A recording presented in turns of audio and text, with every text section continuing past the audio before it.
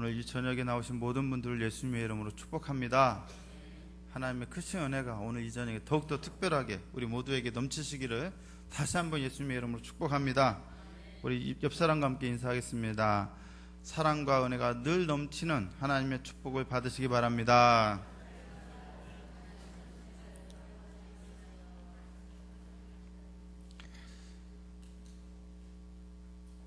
오늘 저녁에 같이 나눌 설교 말씀의 제목은 사랑 나눔의 축복입니다. 사랑 나눔의 축복. 그런데 이제 제가 오늘 사회 보시는 우리 유권사님이 말씀 제목을 얘기하실 때 사랑 나눔의 축제로 들었어요. 제가 그렇게 들은 건지 잘못 들은 건지 모르겠는데, 근데 그것도 괜찮은 것 같아요. 딱 그 순간 제목을 차라리 사랑 나눔의 축제로 하는 게 더 좋을 뻔도 했겠다 하는 생각이 드는 거예요. 어쨌든 오늘 말씀 듣고 왜 그런지 같이 한번 생각해 볼 수 있는 시간이 되었으면 좋겠습니다. 시편 133편은 우리가 읽는 시편이 총 150개의 시편인데, 그 시편 중에 가장 짧은 시편에 속합니다. 단 3개의 절로 구성되어 있습니다. 3절 뿐입니다. 굉장히 내용이 짧습니다. 그러나 길이에 비해서 내용은 상당히 풍성합니다.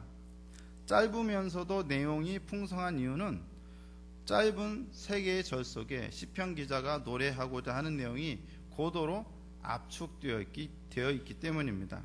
그러면 이 시편에서 우리가 무엇에 주목해야 할까요? 무엇에 주목해야 할까요? 여러분 감 잡으셨습니까? 시편이 굉장히 짧다라는 거에 주목을 해야 한다는 거죠. 그것은 곧 오늘 설교도 나름대로 짧을 거다. 예, 감이 오시죠? 네. 그러나 단지 길이 짧은 거에만 주목하기보다 뭔가 또 의미가 있는 내용이 좀 주목할 필요도 있어요. 오늘 사실은 다른 설교를 준비하려고 했거든요. 근데 내일 사랑나는 바자회잖아요.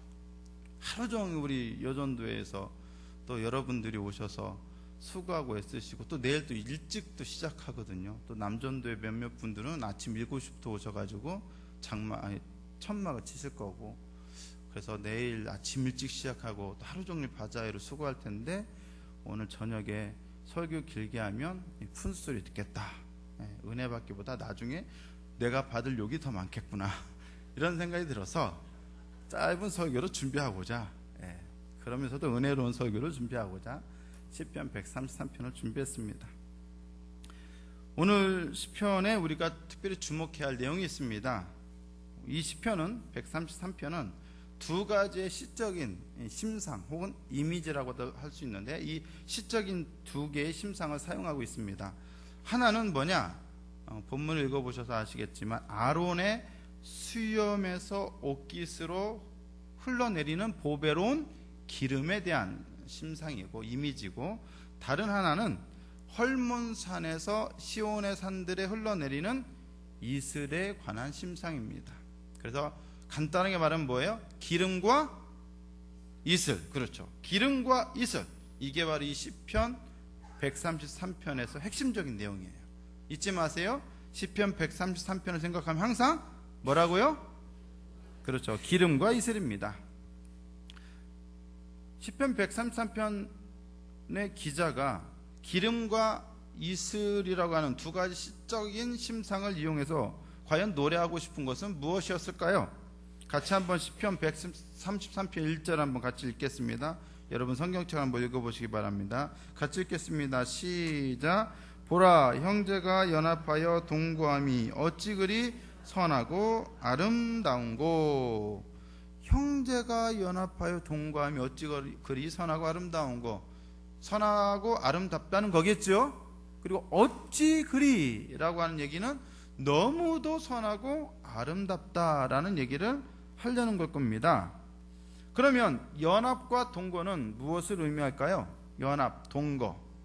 쉽게 말해서 간단하게 말해서 함께 사는 것, 함께 사는 것이라고 얘기할 수 있겠죠. 제가 좋아하는 표현은 이겁니다. 함께 사는 것도 좋은 표현이지만 저는 개인적으로 좋아하는 표현이 뭐냐? 더불어 사는 것이란 말을 좋아해요. 함께도 좋은 말이고 더불어도 좋은 말이에요. 어쨌든 더불어 사는 것을 의미합니다. 모든 인간은 홀로 살 수 있어요, 없어요? 없지요. 꼭 반드시 누구와 함께 살아야만 참다운 인간적인 삶이라고 말할 수가 있습니다. 가족, 가장 기본적이죠.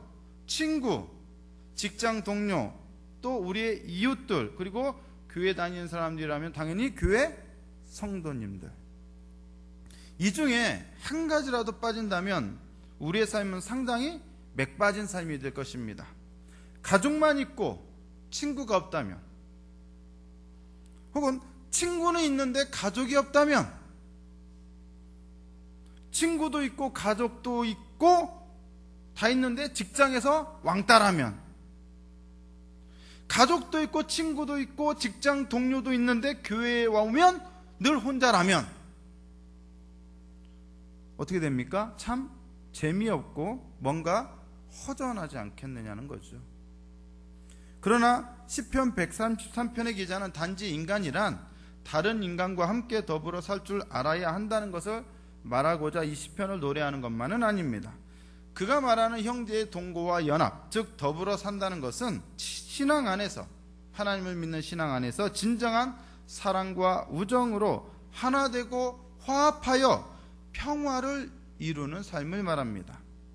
이스라엘 백성들은 야훼 하나님의 백성으로서의 신앙 공동체였습니다. 오늘 우리식으로 말한다면 민족 전체가 하나의 교회인 셈입니다. 이스라엘 교회라고 얘기할 수 있겠죠. 사람이란 본디 홀로 있는 섬과 같아요. 사실 인간은 다 고독해요. 예전에 섬기던 교회에 담임 목사님께서 저에게 그런 말씀을 하신 적이 있어요.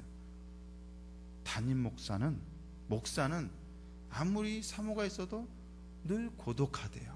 사모조차도 담임 목회자인 남편의 심정을 다 모른다, 뭐 이런 내용의 말씀을 하시더라고요. 근데 어디 그뿐입니까? 남편도 아내의 속사정을 다 모르고 자녀도 부모의 속사정을 다 몰라요. 아무리 친구라도 친구의 속사정을 다 몰라요. 그래서 어떤 철학자 키에르케고르죠.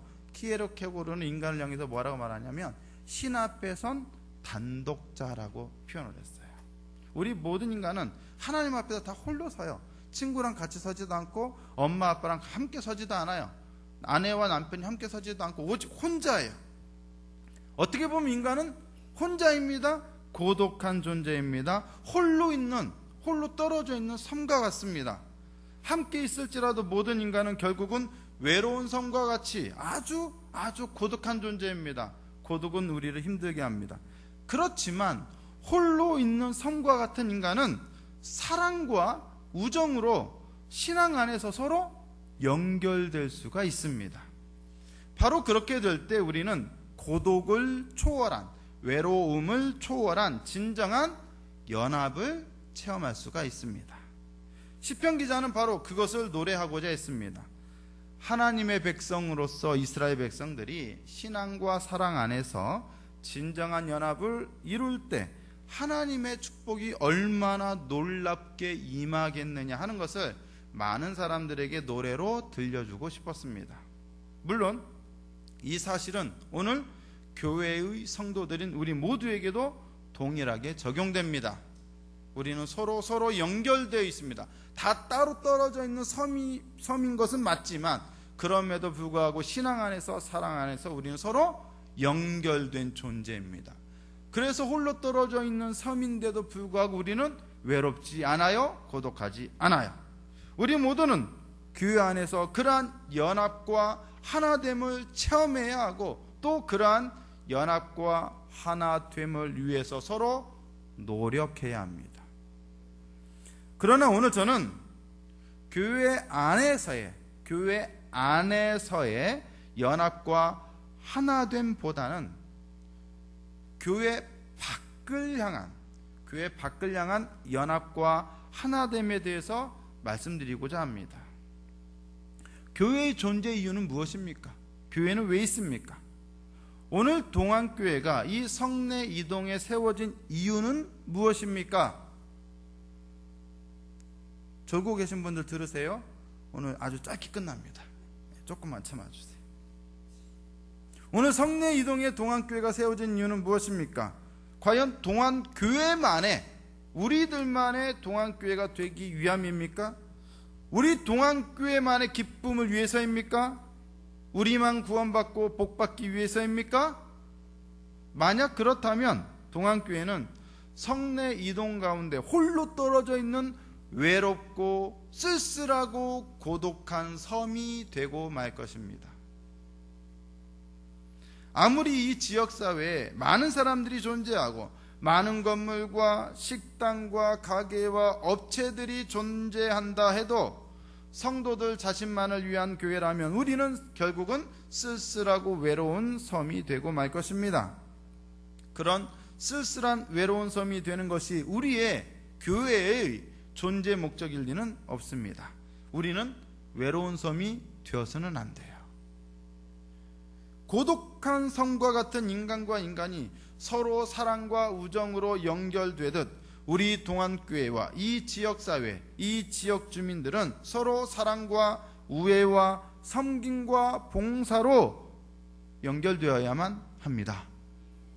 바로 그것을 우리 하나님은 간절히 원하고 계십니다. 저들을 향한 우리의 사랑과 섬김과 봉사, 그것이 아니라면 그들과 우리는 하나의 끈으로 연결될 수가 없습니다. 이렇게 하나로 연결된 끈을 통해서 어떤 일이 반드시 일어나야만 합니다.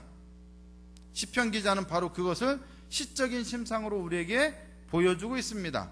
반드시 이 연결된 끈을 통해서 일어나야 할 일이란 무엇입니까? 무엇이죠? 무엇입니까?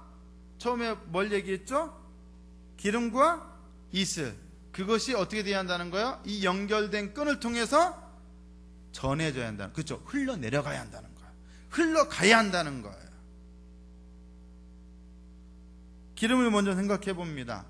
자, 기름이 어떻게 됩니까? 아론의 수염으로부터 옷깃까지 흘러내린다라고 말씀합니다. 자, 아론은 누구죠? 아론은 이스라엘의 초대 첫 번째 대제사장입니다. 맞습니까, 여러분? 대제사장은 백성들을 대표하는 사람입니다. 그러므로 아론은 이스라엘 백성 전체를 상징합니다. 잘 알듯이 제사장으로 세움받을 때는 머리에 기름 부음을 받습니다. 아론 역시 그랬겠죠? 아론의 머리에 기름이 부어집니다. 그리고 이 기름은, 이 아론의 머리에 부어지는 이 기름은 그냥 그렇고 그런 평범한 기름이 아닙니다. 우리가 쓰는 식용유도 아니고 우리가 그나마 좀 고급스럽다라고 하는 포도씨유도 아니고 올리브유도 아닙니다. 평범한 그런 기름이 아니에요. 아주 귀하고 귀한 보배로운 기름입니다. 최고의 이스라엘 백성들 중에 최고의 장인들이 특별하게 제주에서 만든 기름입니다.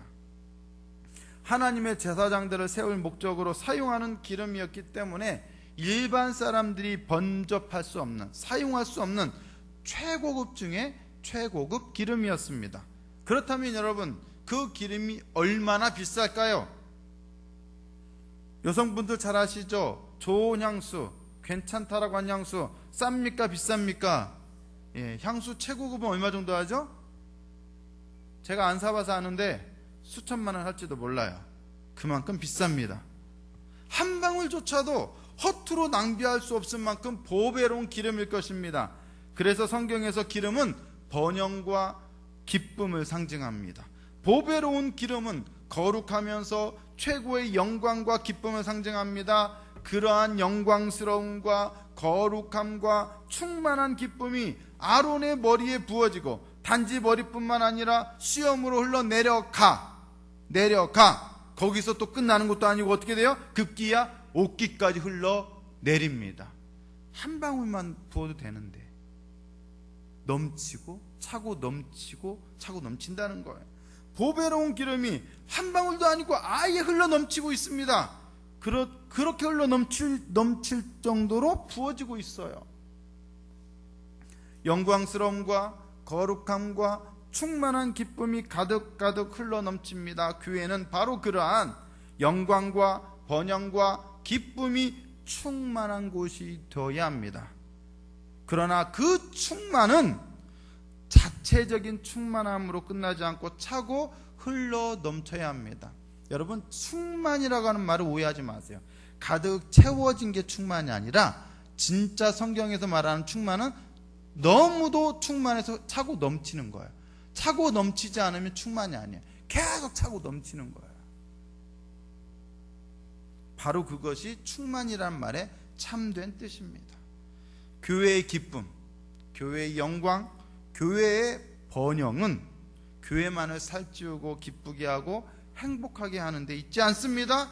바로 흘러넘쳐서 주변을, 우리의 교회 주변을 행복하게 하고 아름답게 하고 영광스럽게 하는 곳에 있습니다.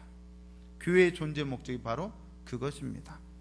하나님의 사랑과 은혜, 그리고 교회의 축복이 그렇게 흘러넘쳐야 합니다. 어디로 흘러넘칩니까? 성내 이동으로 흘러넘쳐야 합니다. 성경에서 기름은 또한 성령님을 상징하기도 합니다. 성령님은 생명과 축복입니다. 생명이란 살아 움직이는 역동성입니다. 살아있는데 가만히 있으면 살아있는 게 아니에요. 늘 움직여요. 그것을 역동성이라고 말하죠. 교회가 살아있다면 교회의 생명력은 성령을 통해서 주변으로 역동적으로 퍼져나가야 합니다. 무엇을 통해요? 우리의 사랑과 섬김과 봉사를 통해. 그럴 때 생명의 참된 능력이 교회 내에 더욱 차고 넘치며 우리 주변을 생명의 능력으로 채우게 됩니다. 성령님은 바로 그러한 생명의 역사를 이루시는 원동력이십니다. 반대로 그러한 목적으로 우리 안에 생명이 차고 넘치도록 하길 목적으로 성령님을 의지하여 우리가 가진 것이 비록 작을지라도 그 작은 것조차도 이웃과 더불어 나누려고 한다면, 그것이 물질이 되었던 우리의 사랑과 희생의 갖가지 여러 가지 모양의 섬김이든 봉사든 우리의 생명을 기꺼이 베풀려고 한다면 성령님은 우리 가운데 충만하게 역사하실 것입니다. 그래서 우리는 사랑과 섬김으로 우리의 영광스럽고 복되고 기쁨이 넘치는 생명을 우리 주변에 더욱 넘치도록 부어줘야 합니다. 바로 내일 우리는 그러한 목적을 하나의 작은 시도, 뭐죠? 바자회를 통해서 한번 행해보고자 합니다. 두 번째는 이슬이죠. 이슬. 헐몬은 이스라엘의 최북단에 위치한 이스라엘의 가장 높은 산이에요. 우리나라로 치자면 북한에 있는 백두산과 같은 산입니다. 백두산보다 더 높습니다. 고지가 높다 보니까 헐몬산 정상북은 항상 눈이 아니면 이슬로 덮여 있습니다. 바로 이렇게 내리는 눈과 이슬이 모아져서 이스라엘의 수원이 되고 요단강으로 흘러내려가게 됩니다. 헐몬은 항상 내리는 이슬로 인해 물이 풍성하고 그리하여 그 주변을 축복의 땅이 되게 합니다. 그래서 북이스라엘이 남유다보다는 잘 살았어요. 땅이 풍요로우니까. 나라도 컸고 헐몬에 가까울수록 풍요로운 거예요. 그래서 성경에서 이슬은 항상 축복을 상징합니다. 넘치는 축복이 헐몬에 있었습니다. 이슬이 풍성했다는 거예요. 이와 대조적으로 시온산 인근은 예루살렘이 있는 곳이죠. 시온산 인근은 대체적으로 메마른 곳이었습니다. 이슬이 풍성하지도 않고 주변에 물이 많지도 않았어요. 만약 헐몬산에서부터 흘러내리는 요단강이 아니라면 시온산 인근은 아주 메말라서 광야와 같은 곳이 되었을 것입니다. 헐몬의 이슬이 모아져 시온의 산들 주변으로 물을 흘러내려 보냈기에 그곳은 그나마도 사람이 살만한 곳이 될 수 있었습니다. 이처럼 헐몬의 이슬이 흘러내려 시온의 산들을 살만한 곳이 되게 하고 복되게 했습니다. 성경에서 이슬은 축복을 상징하면서 또한 하나님의 말씀을 상징합니다. 이슬이 어디에서 내려요? 어디에서 내려요? 하늘에서 내립니다. 이슬이 하늘에서 내리듯 말씀은 어디로부터 와요? 하나님으로부터 옵니다. 하늘로부터 우리에게 전해진 말씀은 메마른 영혼을, 생기 없는 영혼을, 죽어가는 영혼을 소망 없는 영혼을 살리고 복되게 합니다. 메말라 죽어가는 영혼들은 하늘로부터 선포되는 말씀에 촉촉하게 젖어 살아나게 됩니다. 이슬이 죽어가는 땅을 살리듯 말씀은 죽어가는 영혼들을 살립니다. 말씀은 최초에 문자로 선포되지 않고 음성으로 선포되고 전해집니다. 음성은 말 그대로 소리입니다. 그리고 소리는 말하게 되면 어떻게 됩니까? 울려 퍼지게 됩니다. 퍼져나가면서 소리는 영혼들을 울리며 깨웁니다. 깨우세요! 깨우세요! 일어나세요! 이렇게 말하면 조는 분들이 다 일어나요. 소리는 울리며 깨웁니다. 하나님은 그렇게 많은 영혼들에게 하늘의 말씀인 그 소리가 들려지기를 원하고 계십니다. 그리고 교회는 바로 그 소리를 더욱 크고 더욱 멀리 울려 퍼지게 하는 뭐예요? 바로 스피커와 같습니다. 스피커. 더욱 크게 더욱 멀리 울려 퍼지게 하는 스피커. 그게 바로 교회입니다. 그러나 소리는 단지 우리의 입술로부터 퍼지는 것만이 아닙니다. 그 소리는 우리의 희생과 섬김의 행위를 통해서 더욱 강렬하게 더욱 오래도록 사람들에게 울려 퍼집니다. 영혼들을 울리고 깨우는 진한 감동과 힘은 바로 우리의 묵묵한 희생과 사랑으로 섬기는 삶의 모습에 있습니다. 오늘날 교회는 말로만 외쳤습니다.